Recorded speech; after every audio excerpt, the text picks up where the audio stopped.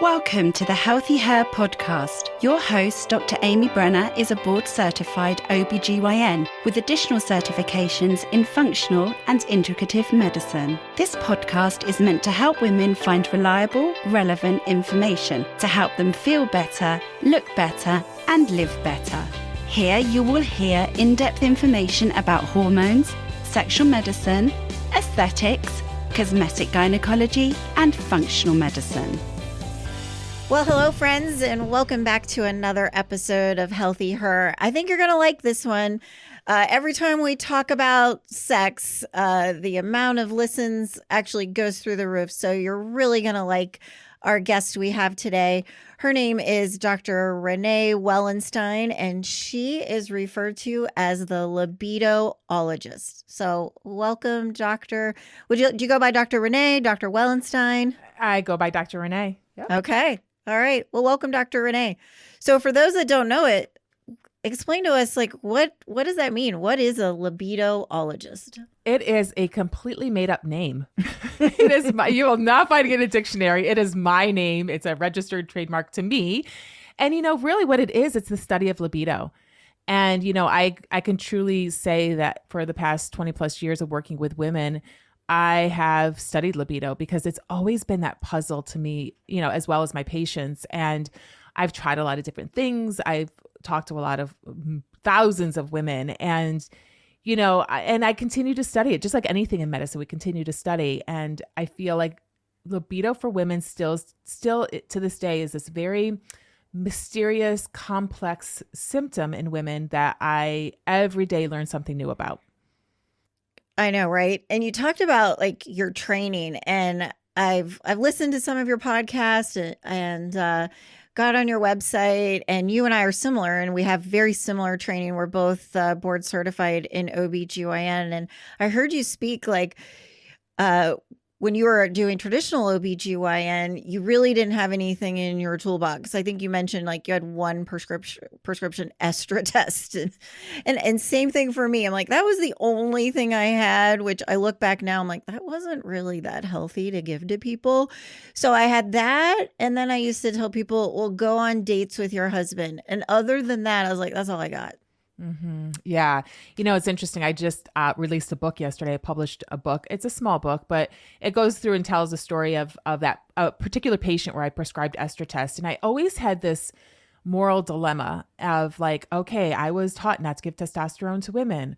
Okay, I know testosterone and estrogen are not great for a woman's liver. And so, but that's all, again, like you said, we had in our toolbox, and she fit the bill. She was menopausal and a low libido. I'm like, okay.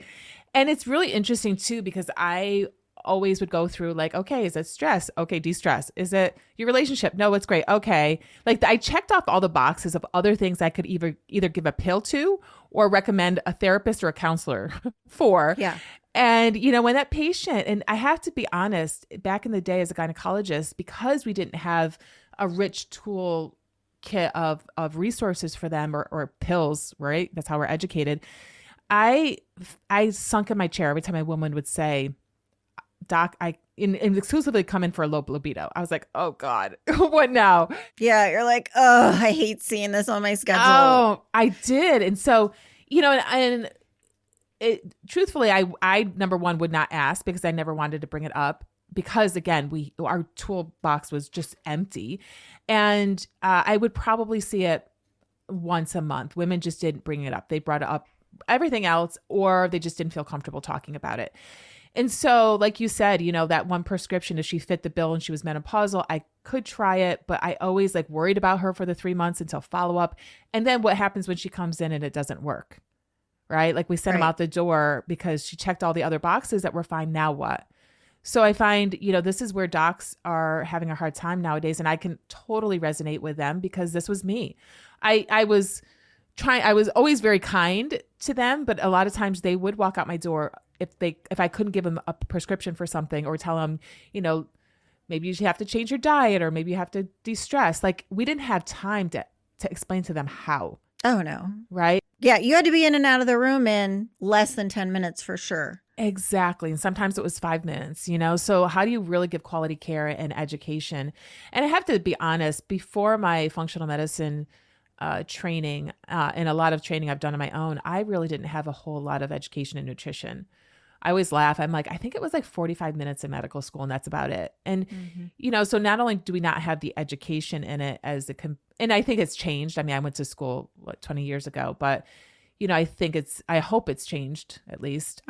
But even if I had the education, truth be told, we don't have the time, and so I'm always in defense of my conventional doc peers, to say when patients or clients come to me and they say, my doc just told me to de-stress or change my diet. And I say, well, really, they don't have the time to talk to you about it. Like that's, fortunately I do now in my online practice, but so it was really hard when we were in that stage of our life as a conventional gynecologist to really make an impact on all the women that needed help with their libido. And I can't say that hormone would never work for anybody, but I would say the majority of women, it didn't work for. And the other thing I have to say that I was really conditioned to think, at least in my prior career as a gynecologist, is that, women are little men. It's got to be a testosterone issue, right? Like that's kind of how I was thinking, like, gosh, if testosterone works for men, shouldn't it work for women? And here I am, an educated OBGYN. Like we are much more complex than that. I should know better. But again, we were always conditioned to just like, okay, where's the diagnosis? Pop you in that box and give you a pill and out you go. And yeah, because you can write a prescription in 30 seconds and they can be on their way in 5 minutes. Yeah. And, here we are, we're doing no harm and we're trying to do exactly what we're trying to take care of our patients and help them overcome their symptoms. And, so I really ran from that subject for over 15 years in the conventional world, just because I didn't have the resources that I really felt were necessary, nor the time. And I don't know about you, but I don't remember in residency or training ever really learning about what do I do when somebody has low libido. I can't even, again, it's been 25 plus years, but I don't really remember any training talking about libido. No, but the sad part, let's think about this. Like like women, it's just not addressed in women, right? It's like one of those taboo topics that we just kind of, even in our training, that's kind of like pushed under the carpet and we don't have a good treatment for it. So let's not talk about it. And it doesn't exist. Right. Right. And so that's why I'm talking about it now. So anyway, so you and we both did traditional OB-GYN and we did that for a while. How long did you do that? Traditional OB-GYN? I guess over 15 years. So I trained in, I have to look back the years. Let's see, 99 through 20. I left conventional gynecology in 2014. So usually everybody that I know in functional medicine usually has a story of how they got there. What's your story of how you went from delivering babies, knocking out STDs, writing prescriptions to being a functional medicine OBGYN and libidoologist? Yeah, this, my entire journey has been so it was so unexpected. And like you said, many of us get into this because of our own personal struggles with our health. And I was exactly the same. I had trained out in Connecticut in a suburb of New York City, and I settled down there early in my career with my husband, and then we went and had kids. I had twins, and it was just a crazy life between him, my husband being a hospitalist, so he's internal medicine in the hospital. I'm a full-time gynecologist, obstetrician, delivering the babies, all the things, and then trying to navigate pretty much the city with babies waiting at home for us. So it just got a little crazy, and we both decided we wanted a calmer life, better quality of life as far as where we lived. So we decided to move to the country and relocate to central New York, which is near where I grew up. And of course, what do I do when I go to the country is I get the horse that I wanted since I was 7 years old. So my dad was a dairy farmer. Yeah. And I always wanted a horse. And he's like, no, I don't like horses. And I said, Dad, at the age of 7, Dad, someday I'll show you, I'm going to get my horse. Well, at 39, I got that horse. Well, good for you. Yep. Yeah. Well, good and bad, because and I'm also an animal lover. So of course I don't go get the one that's, really tame and like for new riders. I go get the off the track thoroughbred who needs a home, the one who used to be a racehorse.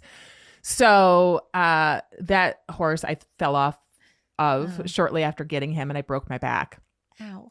Yeah. And I always say that's where my story begins, because up until then I thought I was living the, dream life, the textbook life of what I had always envisioned while, going into medicine and having my kids, this like grow old as a gynecologist, retire, live out my days and spend some time in retirement with my kiddos and their kids. So yeah, so that's really when my health struggles began, because there were a lot of ups and downs over the 6 months post recovery, in that, I was given an unrealistic prognosis. I was told that I was going to be up, back to work, doing all the things, back on my horse in 6 weeks, and I was not.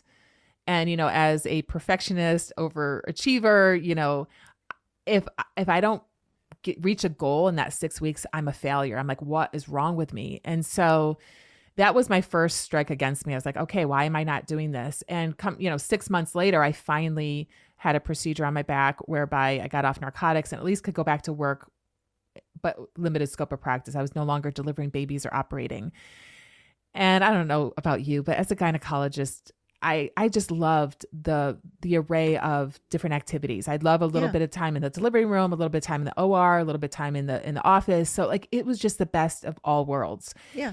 So when I had 2 out of those 3 taken away from me, and I always say trapped in the clinic doing pap smears all day, it just was not lighting me up. Like, I'd get out of bed in the morning, literally had to drag myself out because I didn't feel like I had my life purpose anymore. I feel like I wasn't changing. I wasn't bringing life into the world. I wasn't taking a uterus out and helping a woman's bleeding. Like, I just wasn't doing it anymore.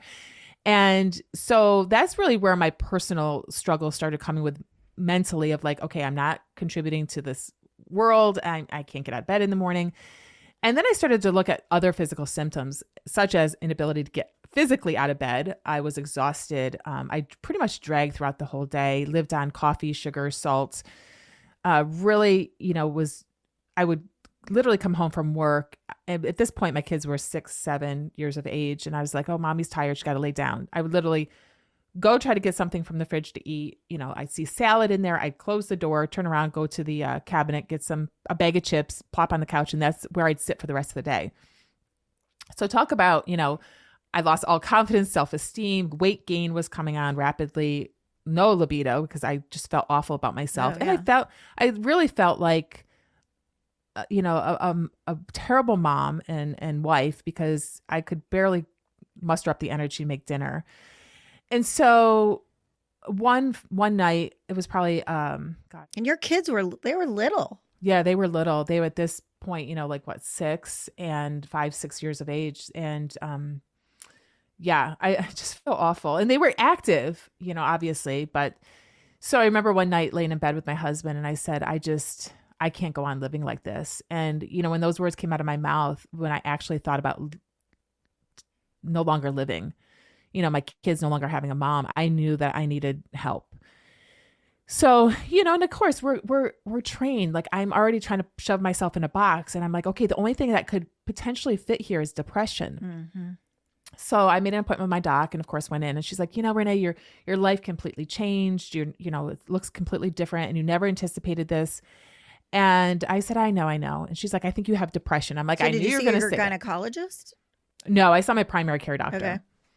And who had been following my journey. She had taken care of me right from the get-go after my injury and coordinated all the physical therapy. I had a walker, I had a shower chair. I was like 3 times a week in the physical therapy office, all the things. And so she was pretty high touch for many months there, and, sort of released me for a little bit on all the pain meds that I was on. And, when I went back and she said that, I was like, I thought the same thing, but it's just, I don't feel like this is what depression should feel like. I don't feel sad. Like, yes, I'm upset that my life has changed. I don't feel like I have life purpose, but I just envisioned depression feeling differently. But I was like, what? I want to feel better. Just give me the dang antidepressant. Just give it to me now. Let me just go home and feel better. Mm-hmm. And fast forward 6 months after 2 antidepressants, and neither worked to alleviate the symptoms I was having. And I had all of the side effects. I am very sensitive to prescription medications. Did it make your libido worse? Oh gosh, yes. Yeah. I mean, weight gain, libido, energy I was tired, even more tired. Like it did not help at all. And that's when I was like, okay, so if it's not depression, what else could it be? And again, I don't know about you, but I had no idea about this functional medicine world. I didn't even know that. I thought it was voodoo, a marketing scheme. Like, yeah. Yeah. So like for me, for it to be anything other than depression. And of course, at this point, when I go back to my doc, I mean, I love her to death and I don't Dr. Bash at all. But, she was like, Renee, I don't know what else to do for you. And so essentially, you're going to have to live with the way you're feeling. And I had already determined I couldn't do that. So ironically, right around this same time, and I do believe that, the universe works in miraculous ways to put things in our life if we're aware enough to notice them. I actually was put in contact with a functional medicine doc. And I have to be honest, the night she arranged a phone call, it was late. It was like 9:00 at night. I didn't even know what a functional medicine doc was. Like I had no idea. And I was so unmotivated to do anything. I didn't even look it up. I'm just like, let's hop on the phone. And so quite honestly, at this point in my life, I was selling anti-aging skincare and she was an anti-aging doc. So my friend's like, hey, I have an anti-aging doc. Why don't you talk to her? So it was not even put in my world to help me. She was put in my world as a sale. So it was really interesting. So I get on the phone and within like a minute or two, she's like, I have my own skincare line, but let's talk about you. So she delved into some of my symptoms. And I have to say within 5 minutes, she's like, Renee, I think you have this condition. It's a coin term, but it fits it beautifully. I think you have adrenal fatigue. And I, of course, had my computer on my lap in my bed and I'm Googling it. And I'm like, oh my God, this is me. This is exactly how I feel. And so what did you think as a traditionally trained OBGYN? Like, did you have any, like, I've heard this before, No, or were you just open? Like, I was open. Back in the day, I would have women coming up from New York City because we're about 3.5 hours from the city on these quote unquote bioidentical hormones. And there were these Bias cream. I'm like, I don't know what this is, but I respect the doc that's prescribing it, knows what she's doing. I'll just do your exam. You'll have to go back to her. So I didn't know how to do this hormone checking. I didn't know any of that back in the day, but it was a little bit on my radar, but not enough to say like, it's voodoo or anything. I really didn't know that much. Seriously, I had blinders on. Like I do my job, I come home, I take care of my kids. I get through the days, get through life. And so, when she said that and I looked it up, I honestly, I think I was just so, number one, validated that the symptoms weren't in my head because that's what I was starting to think. I started to think I was going crazy. And I think I was so relieved that here are my symptoms on the screen. I don't care what it's called. Just tell me I can feel better. And she did. She was like, obviously, you don't need prescription medications. We have to do the testing to confirm, but it'll be this. It won't be overnight, quote unquote, fix, but you will feel better. And I'm telling you, like, she gave me my life back that night.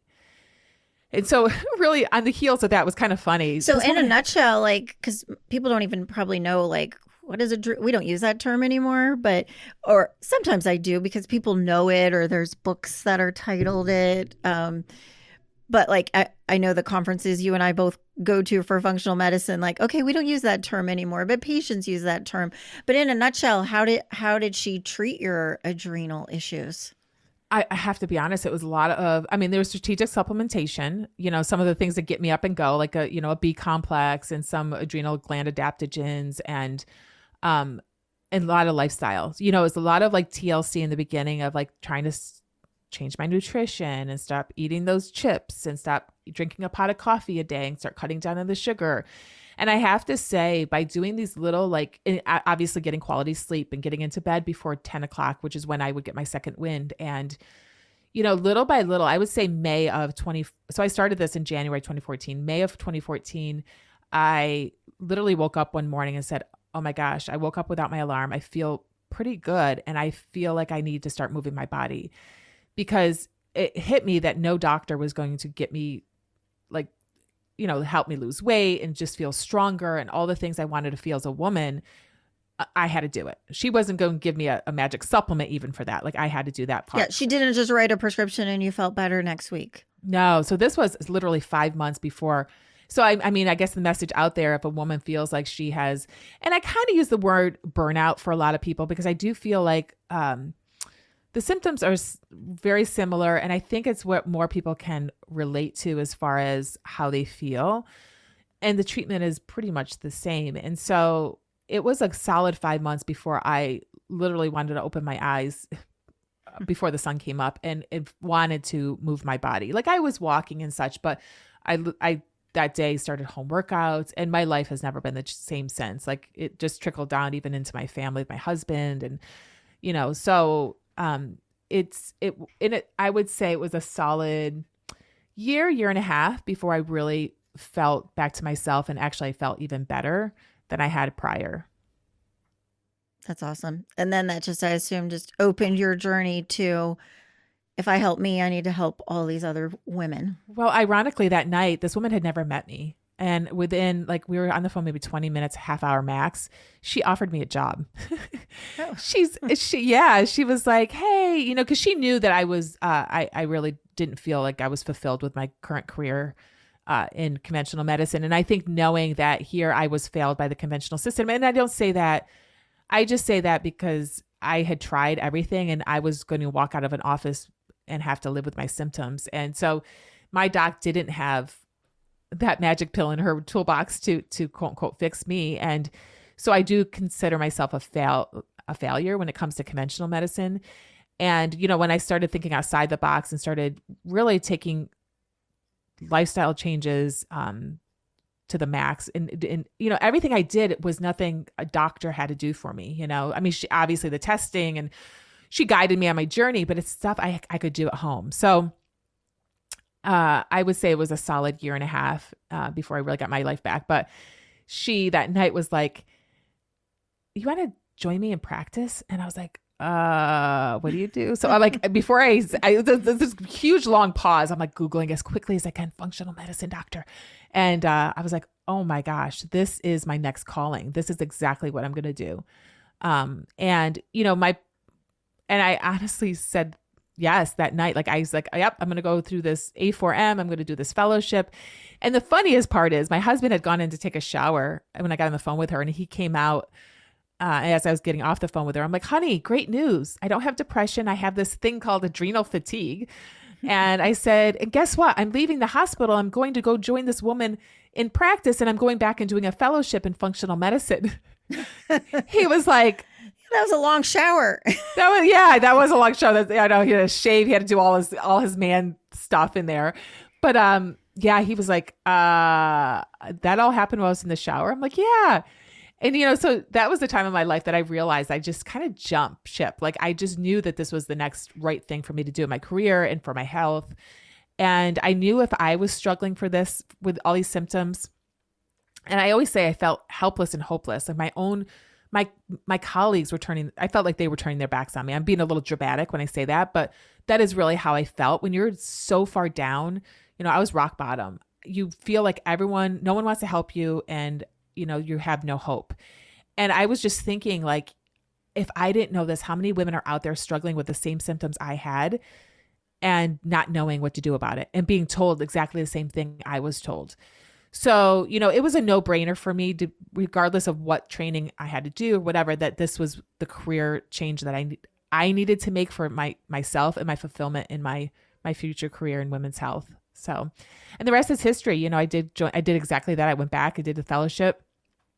I think December that year I took my written. I think the following year I took my oral exam, and I was in her office before I was even board certified. I was practicing in September of that year. So, and I never regret it to this day, ever. So whenever I talk to somebody that's pretty much, I have a very similar journey.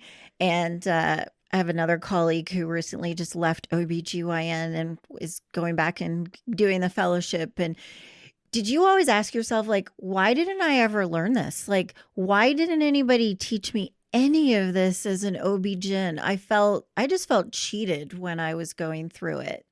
Absolutely agree. I agree. And, I think you can resonate with this now I just absolutely love that, the cholesterol going into cortisol, like the whole, all the enzymes, like all the things that we had to learn for our board exams in OBGYN that we had to memorize. It just makes sense now. But why didn't anyone tell me it all comes from cholesterol, and that, stress can affect our pregnenolone and our progesterone and our testosterone? Like, it was all there in front of us. It was just like, memorize this. This is how your hormones go, and regurgitate it on your yearly in-service exam, kind of thing. Yeah. And so, I feel like that was something right underneath our noses. And I'm like, why didn't I ask questions? Like, I didn't care about cortisol. I didn't care about anything but the female hormone. So I agree. And the interesting thing is, it was all in the books. It was just glossed over because we had to memorize the pharmacology and the mechanism of actions of all the drugs and all the things. And it's, of course, going into residency, we had to operate and deliver the babies too. So there was really no looking outside the box as far as really trying to figure out why things happen, why we have the symptoms we have. Yeah. It's like we learned it in basic science when we're doing the textbook stuff. But then when we got to treating patients, we forgot all of the basic science as a regular OBGYN. Absolutely agree. Yep. So anyway, so you become a functional medicine doctor, but how does that translate into a libidoologist? Yeah, good question. Well, I actually left a brick and mortar in 2018 where I live. The practice was in existence for almost 4 years. And, it was a slow go. There was a lot of educating in my area on what functional medicine was, and, fee for service, meaning you actually have to pay when you see me. And so by the time I got the ball rolling, and, I had 350 patients of my own. I had entire families, husbands, wives, older children. We had to close the practice for financial reasons. And I physically, one-man show here, could not make up, unfortunately, the financial loss in the first year and a half of growth. So, and I was doing everything. I was doing the free talks, everything to try to raise awareness in my area, but and they were very well attended. It was just, again, it was a learning curve, and it was kind of one of those social proof kind of things. Like, I'd get the wife to come, and then the husband would come, and then the 20-year-old kid would come, because once the wife saw improvements with what I was doing with her, the whole family wanted to come, and then they'd tell their friends. So it, and again, it's a slow grow. So we did have to, unfortunately, close the practice in March of 18, and I waffled for about a year trying to figure out how to do this doctor thing online. I did almost walk away from medicine completely, because I just felt I bought every book to try to figure out what to do next. And I didn't want to be an expert witness, and I didn't want to work for a drug company, and I didn't want to do all these things that are in the books. So fast forward to August of 2019, I found someone doing exactly what I wanted to do online. I contacted her, and she's like, do this, this, this, this, this. And before you know it, I had an online business with helping women with online health consulting. So, and I was the jack of all trades, again, in medicine, I think, we're always trained never to leave a woman behind. You can help with everything, right? Within the realm of women's health. And, of course, with our further training in functional medicine, we did dabble in gut health and all, to help with our hormones and all of the things. But the pandemic hit, and number one, I was fortunate that I was in the online space prior to the pandemic. But number two, everything got really loud in the online space. And I found I was just one of the many voices talking about the immune system and talking about the gut. And I was like, I don't know. I like to stand out. I don't like to be one of many. I want to be N of one. And so I had to sort of sit back at the end of 2020 and sort of reflect on, like, where do women really need me? Where are we not? What are we not addressing? Where do women need my help? And low libido came into my mind. Now, with that being said, I had this gut wrenching, like, oh no, I can't do that. Like, I can't, it's too hard, right? It's too complex. I can't get out there with one message, one thing. And this nagging feeling just kept coming back to me, like, this little voice saying, women need you, women need you, women need to start talking about this. I know it's scary. I know it takes a lot of research. I know you're constantly going to be learning, but women need you. And so one fateful day, again, shortly after that, I just woke up and said, I'm doing it. I'm stepping into the unknown world of low libido in women. and we're going to figure this out for them. And again, I trademarked the libidoologist, and I just put my blinders on and went to work as far as working with women on low libido. So that was, September of 2020 that I exclusively started to talk about it. And, ironically, and again, we have backgrounds in functional medicine. It's just another symptom, right? So for me, I still get the luxury of talking about all the things I still love to talk about because they all fit together. They all fit together. Right? So it's pretty rare that somebody comes in and their only symptom is low libido. It's not like, I feel great. I am at my ideal body weight. I sleep good. My weight's good. But the only thing is low libido. I don't remember ever seeing a patient that fits that bill. Nope. And, I talk to the women. It's not so sexy to talk about some of the other things like mindset and stress and relationship, but it's really, a lot of times women will be like, yeah, my stress is great. My relationships is great.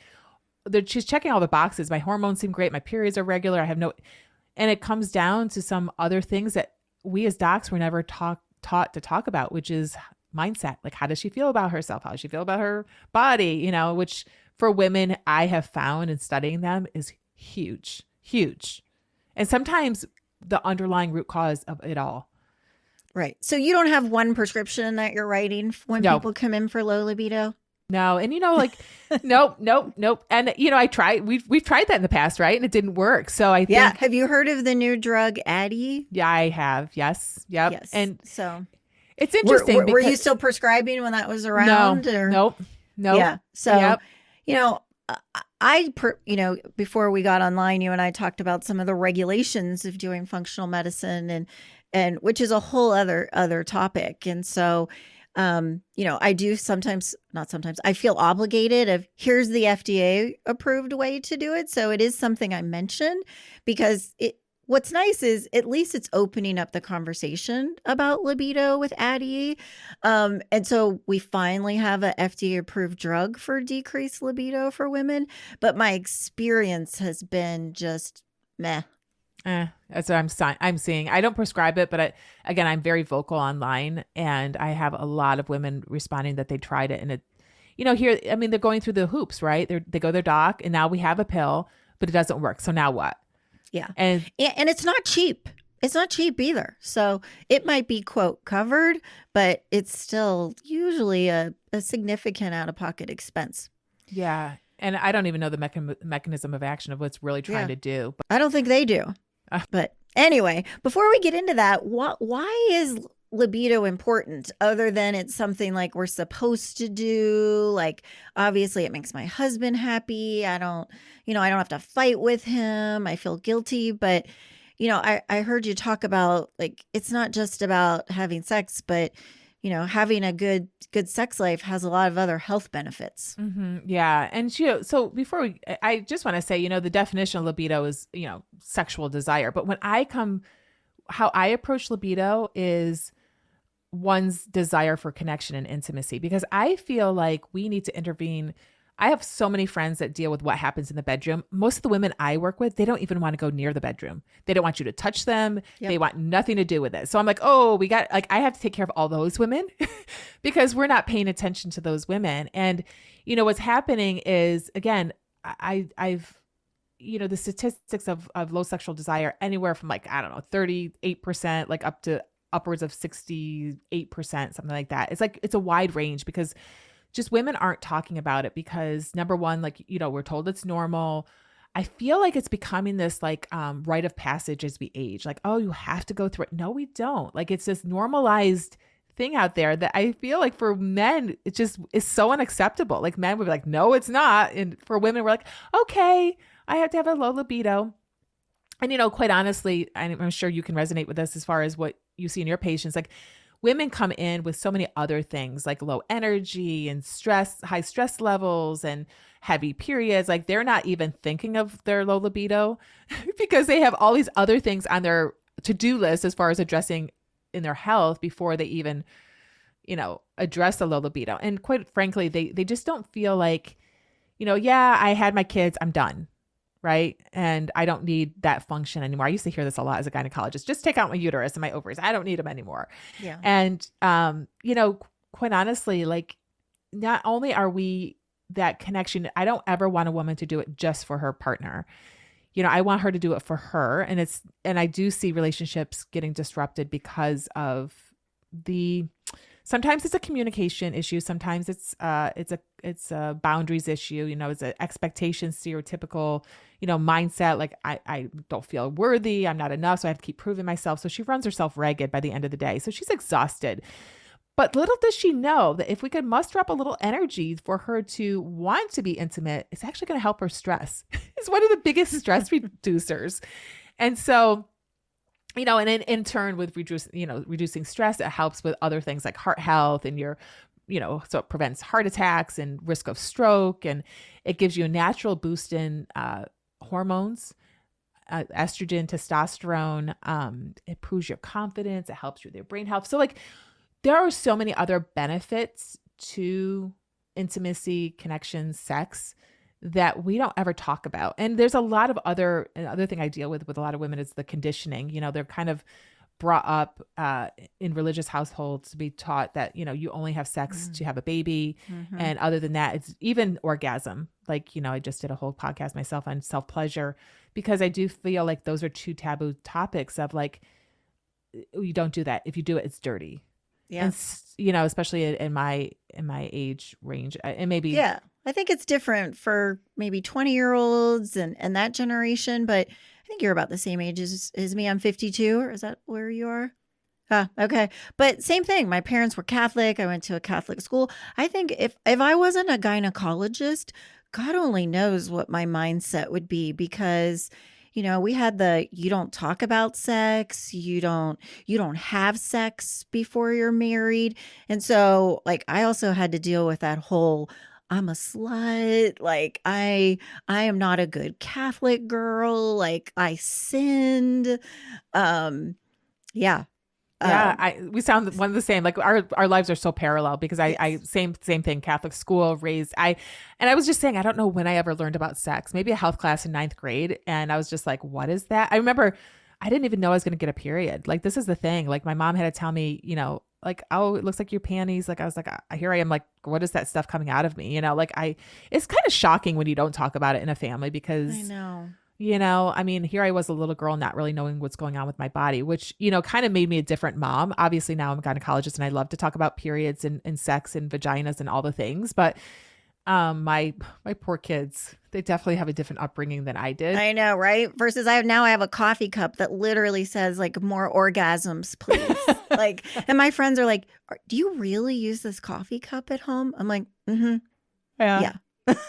My kids too. They're like, oh, mom, your book, talk about libido. Actually, they know. Like I just, like I feel like, when you know better, you do better. So like I know better now of like how and my mom, again, it was a cultural thing. It was religious. Like this is how she was raised. So she was only doing what she knew.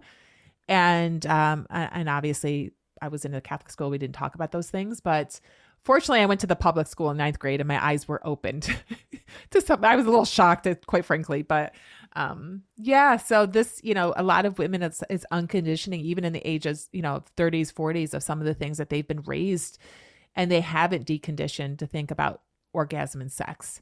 Yeah. And it's, I have to start working with them as far as, and that kind of comes down again to their mindset of what they think about it. So I know you're not a psychologist that I know of, but how do you refer people to psychologists, or do you work with them if they have that mindset of, I can't talk to my husband about this. I can't tell him what I want. I can't, like, that's embarrassing. Like, I can't do that. How do you I start working with them. How do you just make that jump to be comfortable with it? Like, and I could say I even struggle with this, and this is what I do for a living, but in my own relationship, like, it's still a little like, look, I want you to do this. Like, this is what I want. How much I want it, like when. Yeah, we have to understand men love that. You know, and my husband's been great. He's always given me a lot of feedback with what men, because we don't think like them, right? They are very visual. So like they don't want the lights to go off when they're having sex. Like they want the lights on. So if a woman doesn't feel comfortable in her body, doesn't want to be seen naked, that's one reason she's not going to want to go in the bedroom. But number two, he wants to please you. You know, one of the biggest things recently, I had a woman at a party come up to me and we're talking about it. And she's like, yeah, my husband wants to have sex twice a day. And I'd love to, but I just don't have an orgasm. Maybe 10% of the time I do. I'm like, oh my God, what? And, you know, sometimes, and I'm sure she's not the only one out there. A lot of women don't feel worthy. They don't want to take the time. It takes them too long. Not only that, they don't know how to orgasm. Like there's so many women that it's not vaginal penetration, it's clitoral stimulation. So a lot, you know, I do encourage women like, you know, self-pleasure, masturbate, you know, like figure out for yourself what feels good so you can help him. You know, when there's no time on the clock of like, okay, we have to do this in so, you know, this amount of time. And I find like with her self-exploration and figuring out what works for her and then telling him, I'm telling you, men love to, it's not even, and actually this one woman, she was like, yep, she messaged me the next day. She's like, oh my God, it was awesome. And now I want it every day because they made a pact that she comes first. So he can't until she does. So it was like, oh my God, that's brilliant. She's like, he loved it. He loved that I was talking about it. He loved that I really wanted to do something about it because I wanted to be, you know, active with him more often, or at least want to show up to the act and not just be, you know, a participant. She wanted to be a willing participant. And, you know, I even see this with women and toys because they feel like he's going to have an issue if they bring toys into the bedroom, but she really wants to play. Competition or something. Yeah. Yeah. And I do think a lot of times with a low libido, and speaking with women in long-term relationships, you know, you don't have that surge of oxytocin, like, you know, that little, what they call it, like when you first start dating, you know, I was actually just talking to my 14-year-old son about this yesterday because he's dating a girl. I'm like, oh, oxytocin, you don't want to eat. Like you just chronically feel like euphoric. And that kind of does die off. And a lot of times in relationships, you just have to, you know, you want to keep it interesting. You want to keep it fun, trying different things. And sometimes introducing toys, and again, it's not about taking away from him. It can be an accessory, like it can be part of the fun. And, you know, I have a lot of colleagues that, you know, they have their toys and he has his things, and there are things for men out there, and, you know, they do their thing and then they come together and visually stimulate each other. And then they come together. Like, again, some couples just take it to the next level of really keeping it interesting in the bedroom. And sometimes that is a part of a low libido too. It's boring, you know, like, yes, he does this, I do this, we do this, then we're done. Like, and that, 20 years later, like you got to change it up. You got to change it up. And I do think it is hard. I don't really have any like, aside from just knowing that men love, and again, I think it's how you speak to him. It's not in this derogatory, like do this, you know, like you don't do this good enough. It's just like, you know, like maybe redirect during sex, like, how about here? Try here, you know, like, or just having a conversation if he wants to start introducing toys, like, hey, honey, you know, I thought we could try this. I love our sex, but maybe this, like, we could try this and see what comes of it. Like not having any expectations as far as what's the outcome's going to be, just having fun with it. And I don't know if I've ever had anyone come back to me and say like he was insulted. I just think it's our perception that their ego is going to get, you know, shoved to the side if we start introducing things into the bedroom. And again, men are visual. Men love help. They love to know what, you know, they love to know that we're interested. You know, I think that's the biggest takeaway. When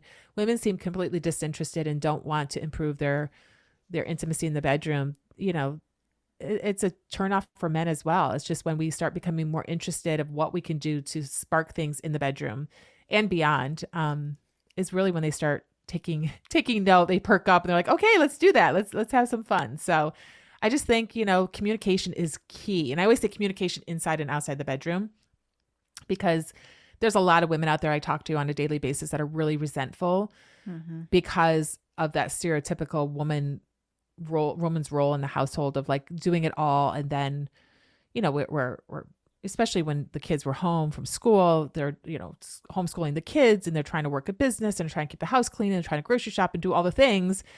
And then hubby walks in the door and plops on the couch on his phone. And, it's without that communication of like where he can help, or if you look like you have it all together, he's just going to sit on the couch on his phone because he's tired too. So I think it's, a lot of women I've helped improve their communication, which further helps improve their libido, because she feels heard, she feels appreciated, she feels helped, which starts working on her stress level. And, that just slowly trickles into her desire to connect with him again and be intimate. I could probably speak for a lot of women. Is my husband would probably have sex like whenever, okay, let's have sex now. Okay. Versus if we're not in a fight, but if I'm irritated with him, maybe we just got over a little argument, like then let's have sex. Like, no, that doesn't work for me. Like, I'm still not happy with you. Like, or I'm not happy that this happened. Like, I personally don't do makeup sex because I'm still kind of mad.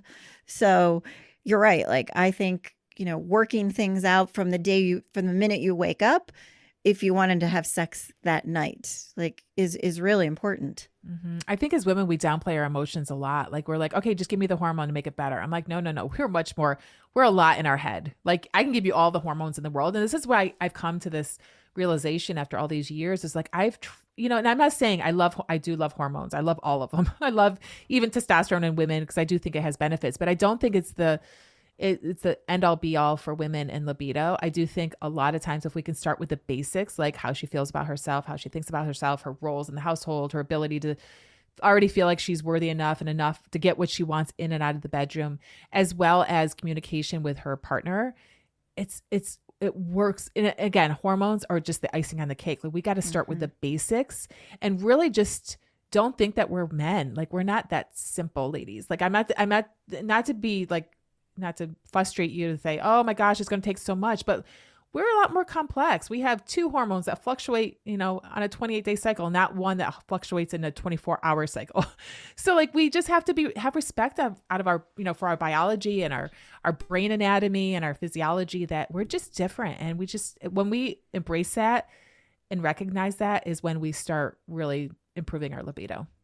So I love that you said that about hormones, and I love that you're pro hormones. And in my practice, we do a lot of hormones, but sometimes, and for a subset of patients, like, I love the patient that's doing it right on all cylinders. So maybe if somebody like yourself came in and you're already eating right, managing stress, sleeping, exercise, they go through, when their hormones decline and we give them hormones back, like, that's the perfect candidate for hormones. It's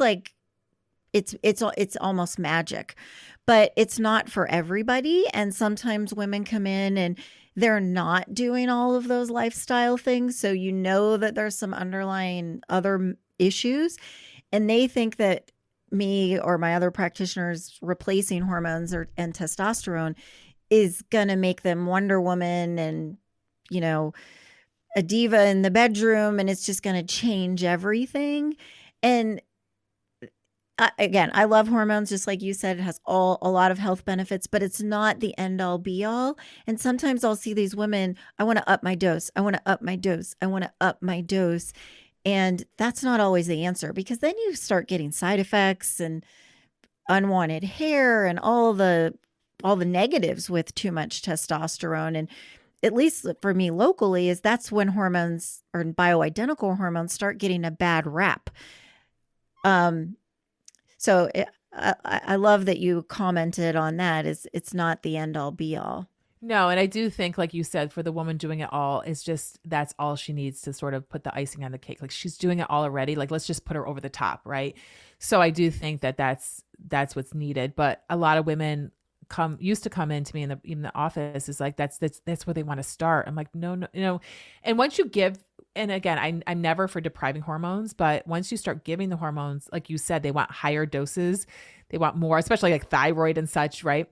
Because they feel so good, they want more. And they're the motivation to figure out like the deeper underlying, like, can we get you off of this, or can we lower the dose? Or, your progesterone, can we Can we look at your nutrition and your gut bacteria and your exposure to toxins to try to reduce the potential of estrogen dominance from external sources? So maybe we can lower your progesterone, like not have you on such a walloping dose that you might be getting side effects from. So like, I do think that sometimes for certain women that, yes, they want the more holistic approach. They want the bioidentical hormones, but it does take a little extra work and a special woman to say, okay, like I feel great, but I really want to, figure out why I needed X, Y, or Z, or why I need this hormone, or if I can lower up the dose. And I do think women are out there. There are a lot of women out there, but I have to say, I feel like it's the men more than the women. I used to see men in my brick and mortar also. And once I got them on testosterone, they're like, okay, I don't care why it was low. I just feel so much better now. Okay, let's keep going. Let's just keep on this testosterone. So I actually had this conversation recently with one of my colleagues and said, I never had the men that wanted to figure out the why. Sometimes I'd have a few women that would kind of backpedal and figure out the why behind their symptoms and their hormone imbalance. But I would say none of my men ever wanted to do that. So when I take hormones off the table now, because I currently do not prescribe and I am still getting amazing results, I'm hitting all those other women that have either tried the hormones or like, again, it's icing on the cake. We work on all the underlying and then we see what's left and like, okay, now you need hormones. Let me refer you to one of my friends. Yeah. Or maybe there's a contraindication for hormones. So if you have hormones off the table, meaning maybe they don't want to do hormones, they have a medical condition that is a contraindication to them, or they're already on hormones and it's still not helping their libido, what can people expect in general of ways that you can help them without hormones? Yeah. So, again, I deal with a lot of women just coming into the world, or they've been in the world and they've dabbled into the holistic, quote unquote, holistic health world of trying to, fix their nutrition and all the things, but they just can't do it and they can't stick with it. So I actually help them. And I start very foundationally because I find that if we can improve your symptoms with the foundational things, and what that includes is, again, working on your mindset. So I personally have delved into the world of mindset for the past 8 years on my own recovery, because there were a lot of things that I was conditioned in my head to think as well, which contributed to my adrenal issues. And so I found, in working with women, like, yes, if we can try all the hormones in the world, but if we don't get to the root of the mindset issues of like some of the conditioning she was raised with, and some of the things she thinks about herself, her body, and her roles in the household and such, we're never going to get to that point where she actually wants to go into the bedroom, because she's always going to feel resentful. She's always going to feel, her self-esteem is going to be low, and she's not going to feel confident, all the things. So we work on that, which is a new component to my working with women. Because again, I kind of started from the back and worked my way down, because when the hormones don't work and just the nutrition is huge. And I do a sort of a mini detox. And when I say a detox with women, like there are definitely some foods out there that women are intolerant of. But what I find with a lot of women is that they are so disconnected from their body. They don't even know how they feel. Like, it's like when I asked about libido, like when's the last time your libido was at a level you enjoyed, that you liked? I don't even know. When did you have good energy? I don't know. Like they don't know. When did you start with your constipation? I don't know. Like it's been years. Like they're so disconnected with what is going on in their body because they're so busy doing, right? Women nowadays are just so busy, like between the kids, the household, the job, and the pandemic just put them over the edge. So I always start with like, obviously, and for me, myself included, and my clients, like mindset is not like a switch you turn on and off. It's one of these things that you always have, like we're always working on, like we're always going back to those thoughts that we keep having and trying to tweak the thoughts. The other thing that I've also helped women with is habits, because I find what has not worked for me in the past is when I'd say, okay, Monday, we're going to do this, right? Like it just doesn't work. They're already stressed enough. And I'm telling them to overhaul their diet, get some sleep, hydrate, exercise, and take care of the kids, make them, it doesn't work. Yeah. So what do you do for somebody who's like, look, I just can't, I don't even have any, I just can't even do any of those things. I'm just too tired. Like, I don't even know where to start. We start small. And again, I've learned from my mistakes. I've again, working in the office and now online, where I can actually hold women's hands more than I could in my office. I have found even when I poured 50 things on them, even holding their hands that's an exaggeration. It's not 50, like 10 different things. It's like, it's too much. Like we have to start baby. Like we can't even start like an entire week of eating, mostly food that's not out of a package with 50 ingredients. We have to start with one meal sometimes.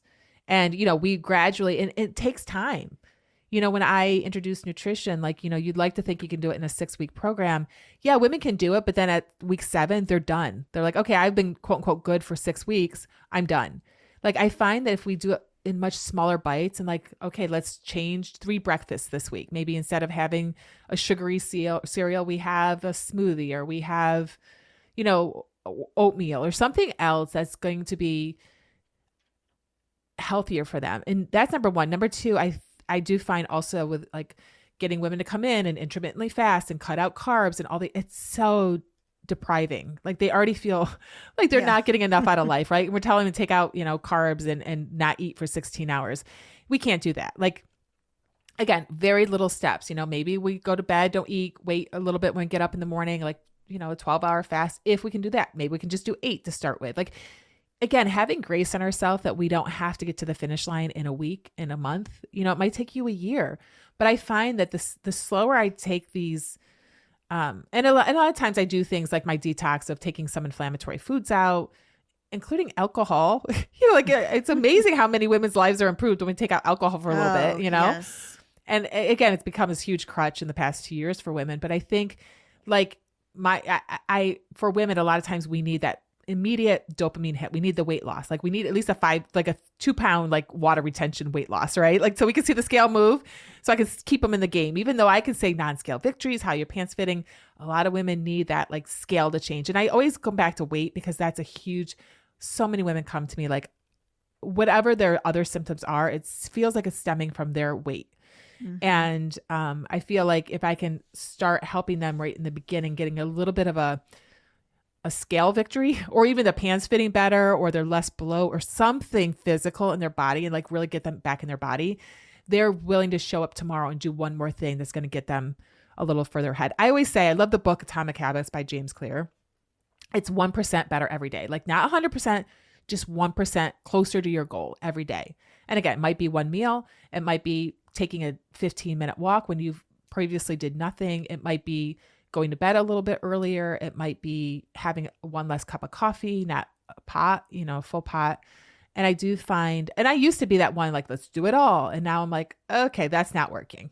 That is definitely not working. You really got to meet people where they are, and everybody's on their health journey. Like somebody might be right here at the beginning and somebody else might be doing, quote, all the things. But I would imagine you're pretty far now along on your health journey. I like to think I am, but there's always something else little I could be doing just a little bit better. Yeah. And I don't know about you, but I always play. If I hear something, I'm like, let me play with that and see if my body will like that. Like I'm always playing because I like to know what's, and I like to be exposed for my own personal experience to different things, just so I can have the experience for my clients, because not everyone, some women are going to thrive on a certain particular nutrition plan and I call them more advanced. Like we start basic with just like, let's cut out the junk as much as we can, and then we'll get more specific with the different macros and such. But again, it's just baby steps and like you said, meeting them where they're at. And if they are that more advanced, well, then there's something missing and let's figure out what's missing. Yeah. Yeah. It's not this, it's one size fits all. Like even for me is I need to get outside more, which that's difficult I would imagine it's the same in New York. That's hard in these winter months, but you know what? I got coats. I need to get outside. And other than you never see the sun like for 6 months out of the year. Exactly. And it does take an effort. And, this is why I'm big. I also, again, big into habits now. And this is sort of new in my business and working with clients, is because women don't really know, like, yeah, we're giving them all these healthier things to do, but how do they even start? So it's like, okay, take something that you're already doing and put something that you need to do right after it. So maybe, it starts becoming a more of a normal habit for you to do. And then put on the other side something that you really want to do, but you never do. But that's kind of your quote unquote reward for doing the thing that you need to do. So for instance, you got to go to the gym. okay, I'm going to go to the gym. I have to get on the treadmill. Okay, on the treadmill, I'm going to watch a YouTube video. Like I want to watch YouTube or I want to go on social media, but I don't want to just sit and do it. So go to the gym, get on the treadmill, and then watch your social media. At least you're doing something active while doing it. And sometimes that's, again, where we need to start because it's kind of on either side, something she's already doing. And then on the other side of it, something that she wants to do. So it's, again, huge into habits, huge into just to get the ball rolling and to make it feel not so hard. My biggest takeaway from our conversation is there's not one answer for everybody, and everybody's different on their health journey or even their libido journey. And it's not something that's ever going to be fixed in a 3 to 10 minute visit with a doctor. And so that's what's great about the service you offer is you can really spend the time with somebody and really dig into what's going on with them. Even it sounds like you delve into the psychological aspects. And that's one thing I don't do here is we do a lot of hormones. And, I refer to a lot of kind of sex counselors to deal with that aspect. So it's great that you've been able to incorporate that in your counseling. Well, and I do a lot of it for myself. So whatever I learn and when I have these because I'm just like half my clients, or most of my clients of where I've been and where I am now. And what the tools that I've had to learn and utilize. And it's kind of like trial and error. I have to say, I didn't do as much of this work in my brick and mortar, in my office either, because I again, we think, an hour with a patient, we have so much more time, but I was going over labs and, and recommending like dietary changes and maybe some supplements and on hormones. Like I honestly didn't have the time myself to delve into such things as how she thought about herself and a little bit more about the stress. So that's why I'm taking my platform now, because again, there's great docs like you saw out there prescribing the hormones. Like I feel like I am just helping those other women that maybe have tried that, or if they're on it, it's just not getting them to that next level. I work on all the other things that my functional medicine docs that are doing all the other great things can't do in the office. Right. And I just think there's such a need. So it's very collaborative. We can all help. Yep. So where can people find you? Oh gosh, I am all over social media because I am online. So that is my platform of